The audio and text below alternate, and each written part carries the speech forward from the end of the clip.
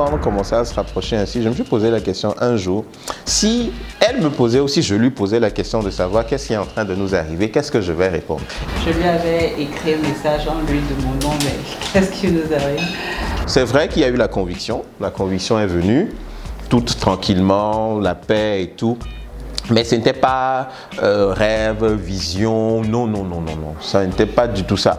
De cette amitié-là, cette amitié a évolué tout simplement, tout naturellement, sans rien forcer.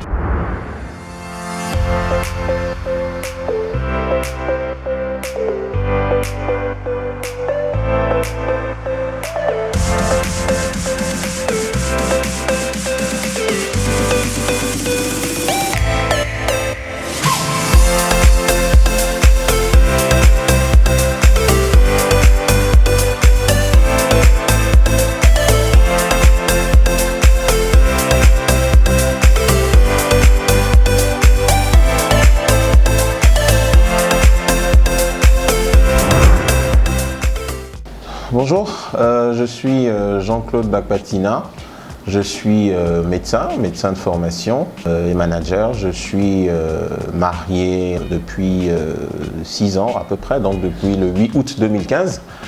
Nous avons une fille qui s'appelle Eden Praidi, qui a 4 ans maintenant. Moi c'est Bakpatina Eliane, voilà, née Tamaklu.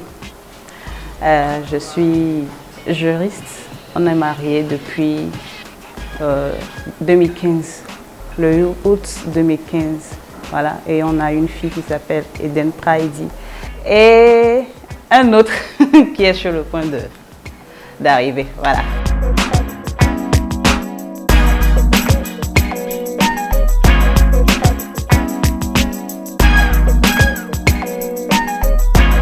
Okay, rencontre amoureuse. Comment tu m'as rencontré? Voilà. Ok, on s'était rencontrés à une réunion de l'église, bon, réunion de la jeunesse qu'on faisait tous les dimanches, voilà, et c'était ma première fois de le voir. La première fois où on s'était vraiment réellement parlé, c'est lors d'un entretien de ma vie personnelle et c'est là qu'a débuté notre amitié qui a abouti à notre relation en griffe intime. Voilà. C'est vrai, oui, c'était à l'occasion donc d'une d'activité à l'église, donc au niveau de la jeunesse. Et donc quand on s'est rencontrés pour la première fois, bon, faut dire que bon, moi j'avais la tête ailleurs, je la calculais pas trop. Donc disons effectivement, comme elle a dit, à l'occasion d'une discussion, d'un entretien qu'on a eu, bon, parce qu'il y avait certaines choses dont elle voulait me parler concernant sa vie personnelle et tout.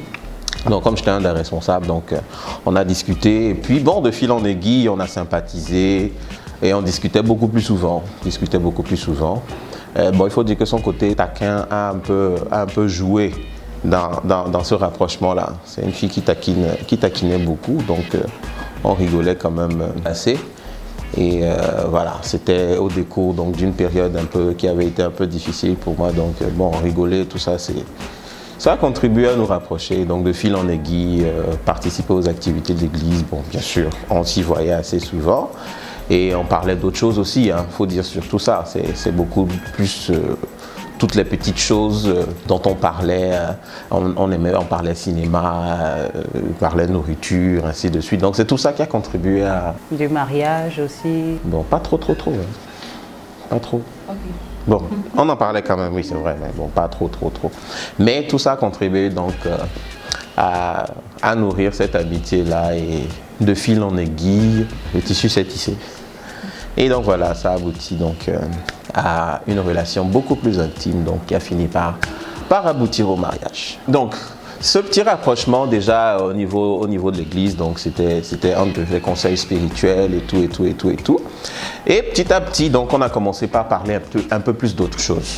Il y avait ses études, elle venait d'avoir le bac, donc il y avait les études supérieures qui devaient commencer.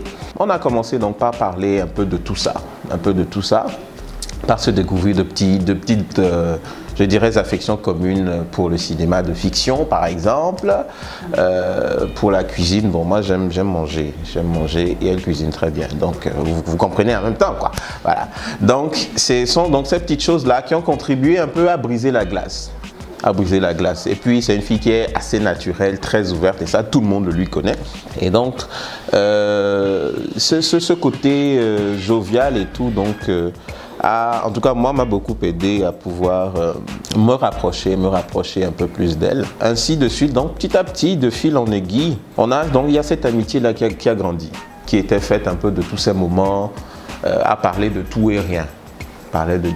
C'était pas seulement parler de la Bible ou parler de la foi, mais on parlait vraiment de tout et rien. Jusqu'à un moment donné où, je crois que c'était, je sais plus si c'était un lundi ou un mardi, je sais plus trop. 2013. Oui, en 2013. Je crois que c'était en début 2013. Voilà. Je sais plus, c'est janvier, janvier je crois. Oui, janvier. Bien avant, je m'étais posé une fois la question, quand on commençait à se rapprocher ainsi, je me suis posé la question un jour, si elle me posait aussi, je lui posais la question de savoir qu'est-ce qui est en train de nous arriver, qu'est-ce que je vais répondre. Et puis, comme par hasard, je crois quelques jours après, maintenant, toi, il faut poser la question. Ok.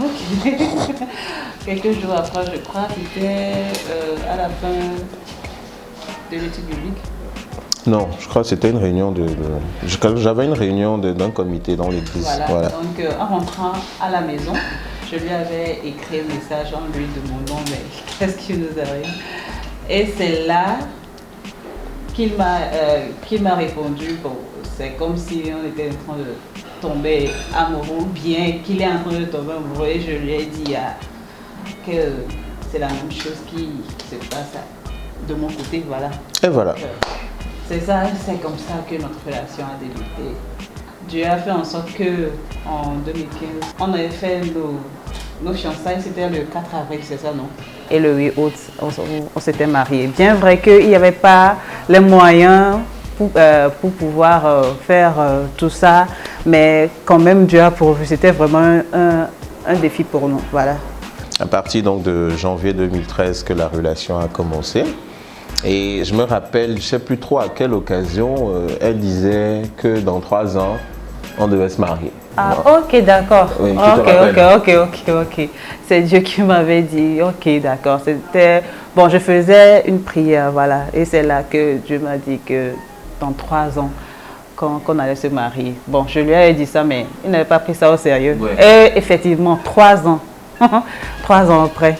Bon, c'est vrai que je n'avais pas trop calculé 3 ans, bon d'accord, parce que moi dans ma tête, je finissais donc ma formation, donc dans mes calculs, dans mes bons calculs en tant que bon mathématicien, donc il fallait que je travaille, que je fasse beaucoup d'économies d'abord, avant de penser à se marier.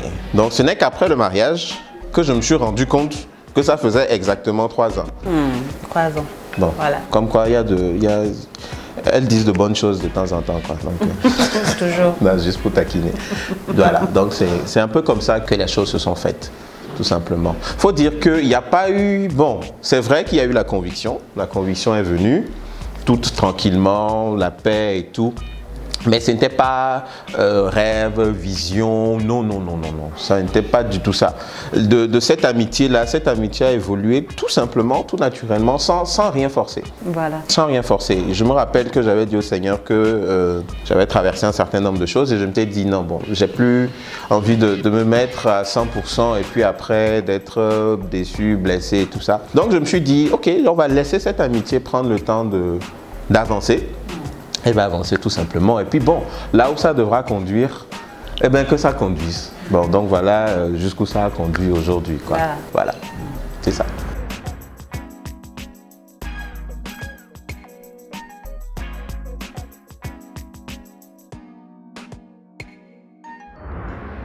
Bon, alors, nos premières années, alors quels ont été les défis majeurs? Peu de temps après le mariage, j'ai eu à perdre mon premier emploi.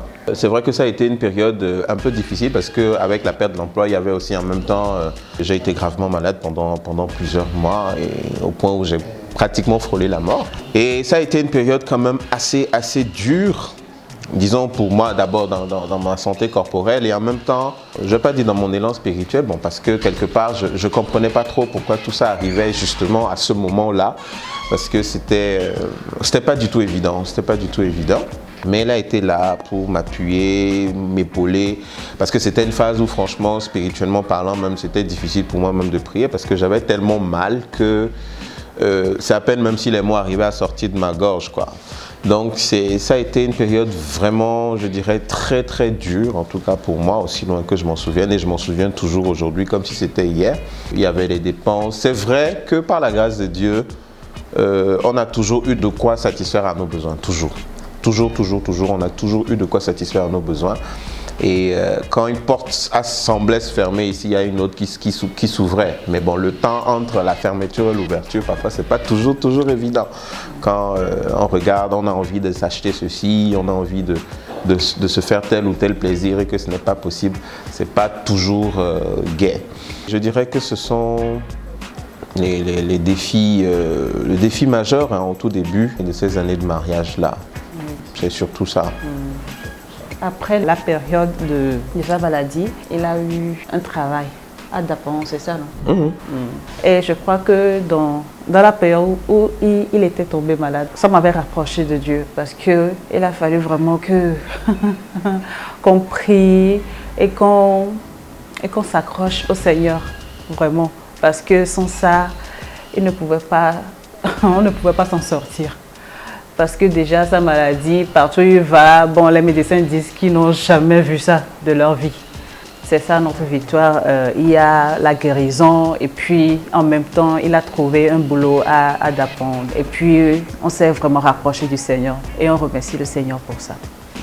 Voilà. Donc, autre chose en termes de victoire, je dirais aussi, c'est vrai, il y a cet aspect, l'aspect professionnel, spirituel, je dirais social aussi, social, séculier. Par la grâce de Dieu, on peut dire que le Seigneur nous a mis au large, je dirais, sur ce plan-là.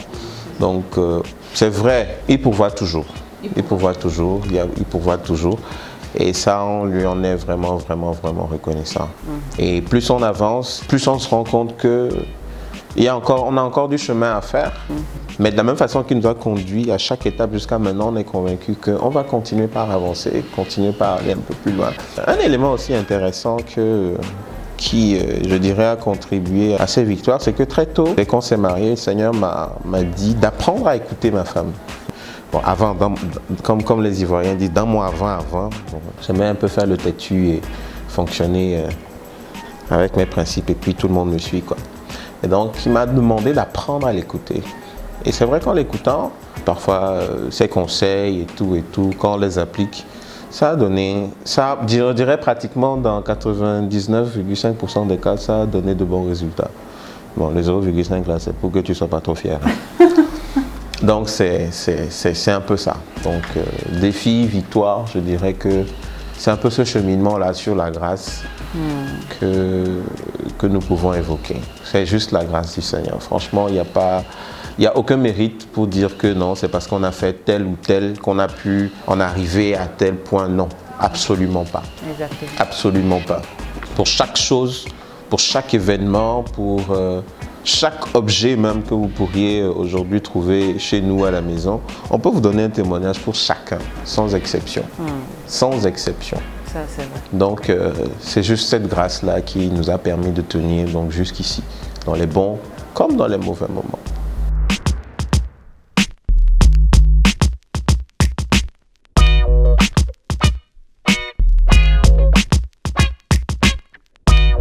Attitude et comportement que j'aimerais qu'il garde. En fait, il est quelqu'un de très ouvert, très jovial, sociable. Il est attentif. Voilà. Il prend soin de tout ce qui l'entoure. J'aime son côté travailleur. Il encourage aussi. Ton côté charmeur, ou bien tu n'attendais que ça. Donc c'est ça. Et sa relation avec le Seigneur, c'est très important. C'est quelqu'un qui aime vraiment le Seigneur, qui aime vraiment tout ce qu'il fait. Ce que j'aimerais qu'il change plutôt, c'est il aime toujours donner des explications là où on n'en a pas besoin. Voilà, il faut qu'il change ça. Et puis parfois, c'est vrai que j'avais dit qu'il est attentif, mais parfois il est vraiment distrait sur des choses vraiment importantes. Voilà, donc il est un peu distrait, donc il va falloir qu'il change ça aussi. Sa bonne humeur, d'accord, qu'elle puisse garder sa bonne humeur. Ton art culinaire, voilà, ça c'est un élément très important. En tout cas, c'est sûr en termes de cuisine, il faut admettre qu'elle s'est toujours épatée. Voilà. Merci. Au grand bonheur de mon estomac, bien sûr. Sa douceur et ce cœur ouvert là qu'elle a pour les autres, ça c'est un élément qui est quand même assez important. Elle sait se mettre en peine rapidement pour tout le monde. Pour tout le monde, sans exception. Elle sait se mettre en peine pour tout le monde. Parfois un peu trop, mais bon, elle se met en peine pour tout le monde.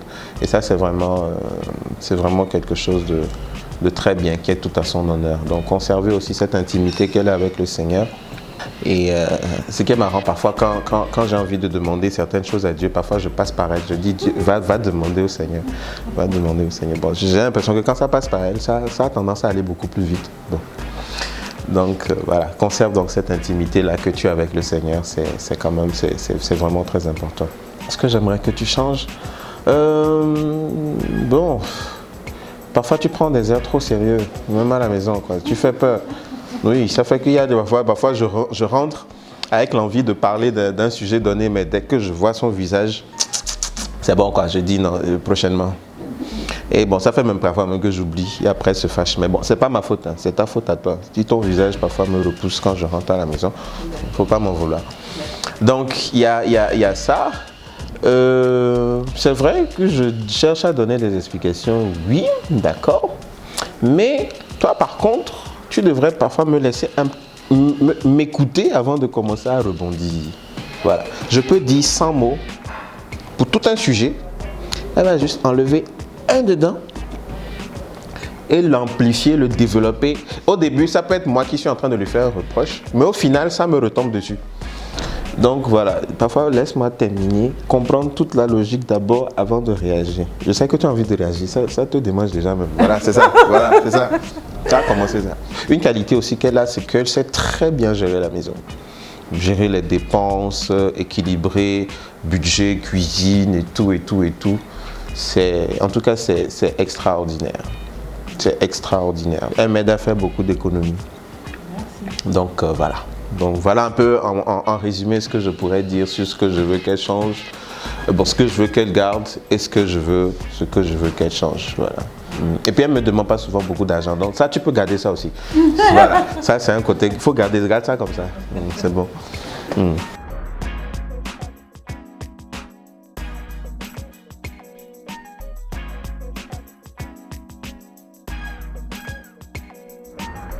La simplicité, la transparence.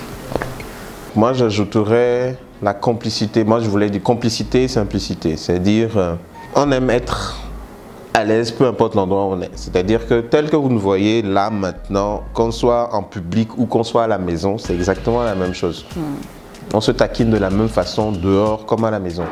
Donc, il n'y a pas cet aspect où timoré, il faut faire... Bon, c'est vrai, on sait s'adapter aussi au contexte. Hein. On ne va pas aller dans un endroit où il faut rester calme et puis se mettre à danser la java non plus. Mais, donc, cet aspect, on est simple, naturel, on ne se prend pas la tête. On ne se prend pas la tête, on parle de tout, on fait pratiquement tout ensemble.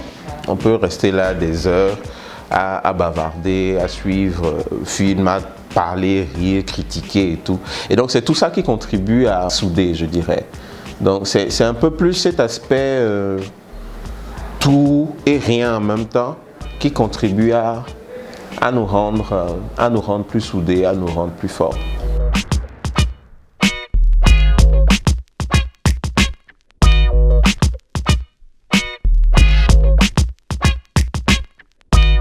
Qu'est-ce que je pourrais te dire, Eliane, pour t'exprimer l'amour que j'ai pour toi?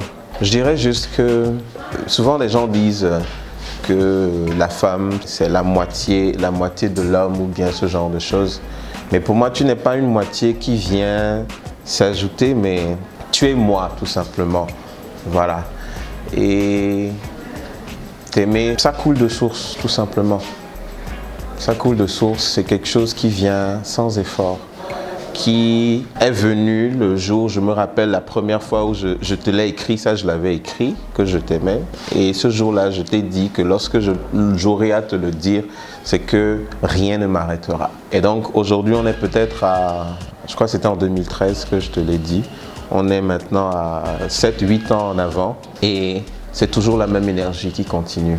D'accord? La même intensité avec laquelle je te l'ai dit ce jour-là, je continuerai de te le dire aujourd'hui et même encore dans une année, je continuerai toujours de le dire avec la même intensité. Tout cet élan-là que tu as suscité en moi, il est toujours présent, il ne s'arrêtera pas. Donc voilà, ça vient tout seul. T'aimer, c'est naturel. T'aimer, c'est comme ça fait partie de moi, tout simplement. Qu'est-ce que je pourrais dire à l'endroit de mon mari JC? C'est que le fait qu'il soit un être exceptionnel fait que mon amour pour lui ne peut jamais s'effondrer. Voilà. Donc, tout simplement lui dire que je l'aime beaucoup et que je serai toujours là pour lui. Quelle que soit la situation, c'est quelqu'un d'extraordinaire et mon cœur lui appartiendra toujours.